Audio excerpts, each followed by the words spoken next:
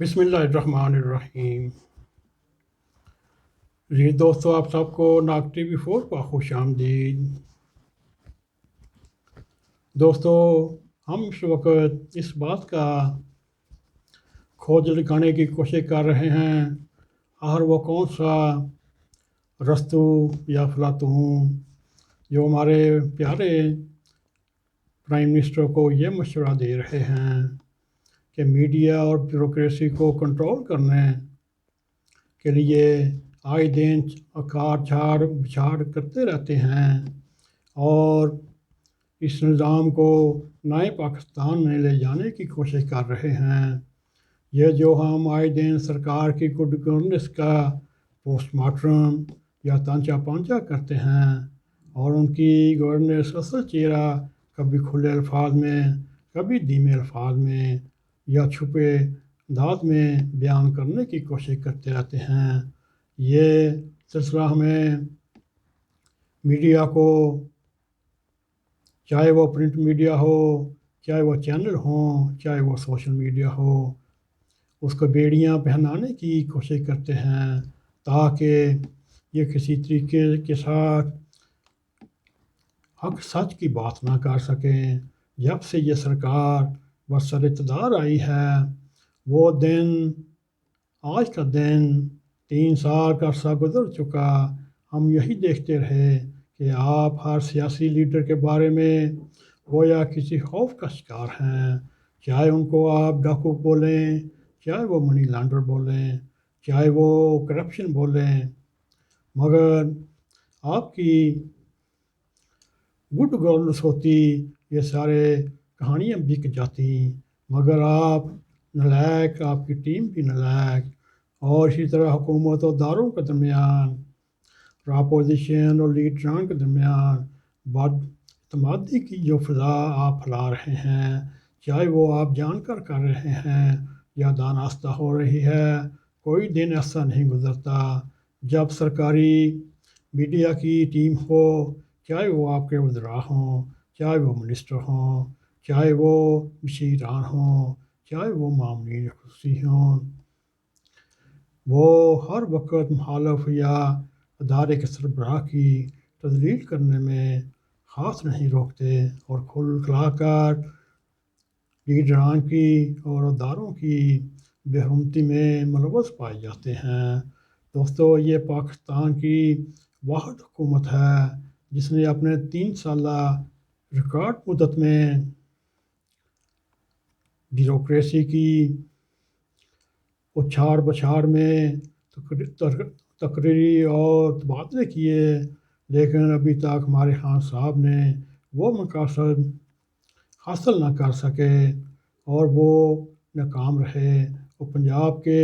7 آئی جیز ان 3 سالوں میں اور 5 چیف سیکرٹریز صاحبان کی عدل بدل سے،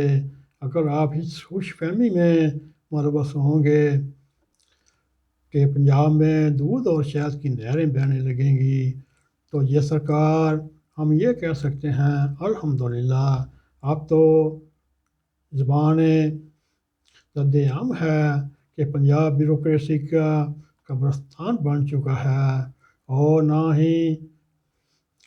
چیف منسٹر سرکار کی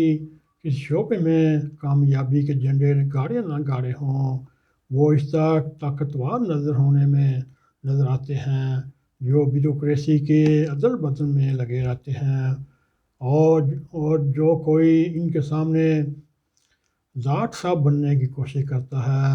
وہ پھر سمجھیے چند ہی ہفتوں میں اپنی کرسی سے نکال کر باہر پھینک دیا جاتا ہے۔ یہ پنجاب سرکار کے لیے ایک چنبے کی بات نہیں، اور دیکھنے میں یہ آیا ہے، خربوزے کو خربوزہ دیکھ کر رنگ پکڑتا ہے۔ اب تو پنجاب میں آئے دن اعلیٰ انتظامی تبدیلیوں نے یہ تاثر پیدا کر دیا، کوئی بھی افسر اور میوزک چیئر کا حصہ بن سکتا ہے۔ دیکھنے میں آیا ہے کامران علی افضل چیف سیکرٹری اور راؤ سردار علی ہاں آئی جی پنجاب بنا دیے گئے، لیکن اعلیٰ بیوروکریسی اب اس انتظار میں بیٹھی ہے کب یہ دونوں صاحبان کی باری آتی ہے، ان کو تبدیل کیا جائے گا اور وہ خود کب اس عہدوں پر آئیں گے۔ اللہ سرکار بیوروکریسی میں بے یقینی کی یہ کیفیت بیڈ گورننس اور گڈ گورننس میں تبدیل نہیں ہو سکتی۔ پہلے تو لوگ دعائیں مانگتے تھے، وہ آپ کسی بات کا نوٹس نہ لیں، اور جس خرابی کا بھی آپ نے نوٹس لیا اس سے بھی زیادہ بری شکل میں اوپر کا سامنے آیا۔ آپ کہتے ہیں مہنگائی کی وجہ سے راتوں کو نیند نہیں آتی، اور غریب عام اس امید پہ لگے گہری نیند سوتے رہے۔ آپ غریبوں کی نیند اڑی ہے اور گویا آپ گہری نیند میں سو گئے ہیں۔ فاغ پنجاب میں اس بات کی شہرت بھی ہے، کسی متنمع اللہ کے بڑے مجمع میں تعریف کرتے ہیں اور اس کے بعد اس کو ایسی نظر لگتی ہے وہ دوبارہ اپنی سیٹ پر نظر نہیں آتا۔ دوستو، خان صاحب آپ ان کی لاکھ تعریفیں کریں وہ ٹس سے مس نہیں ہوتی، اور سرکار کو ہر طرف الٹی گنگا بہتی نظر آ رہی ہے۔ آپ یہ توقع بالکل نہ تھی کہ جس میڈیا نے آپ کو دھرنے کے دنوں میں، عام دنوں میں ایک آدمی سے اٹھا کر ملک کا ہیرو بنا دیا، جس بھاری تاریخ میں آپ نے دل و جان سے شریک ہوئے،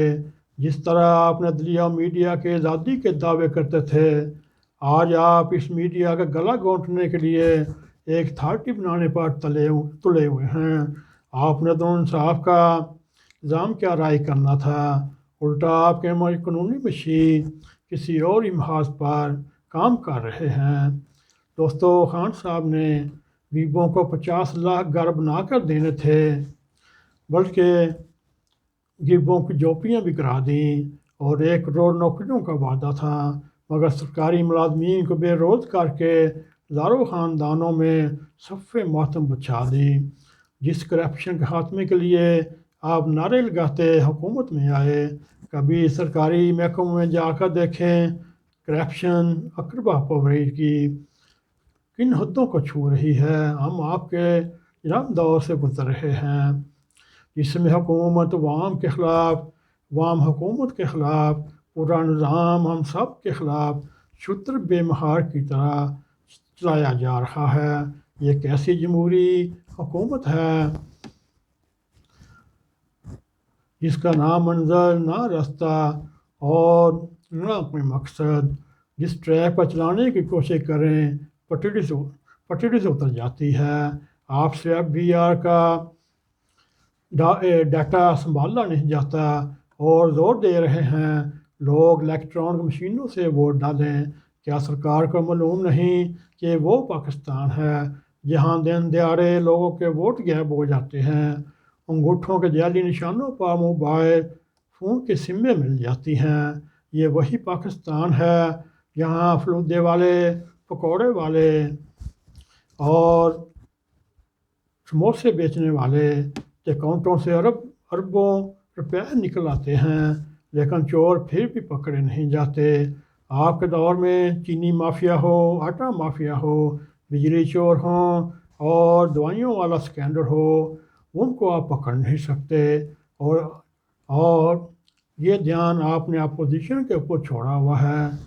اور سرکار جب کہیں کا ڈبہ، کہیں کا انجن جوڑ کر اعظم سواتی جیسے چیف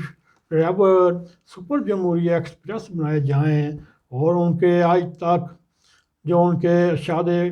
ارشادات تھے اس پہ قوم لطف اندوز ہو رہی ہے،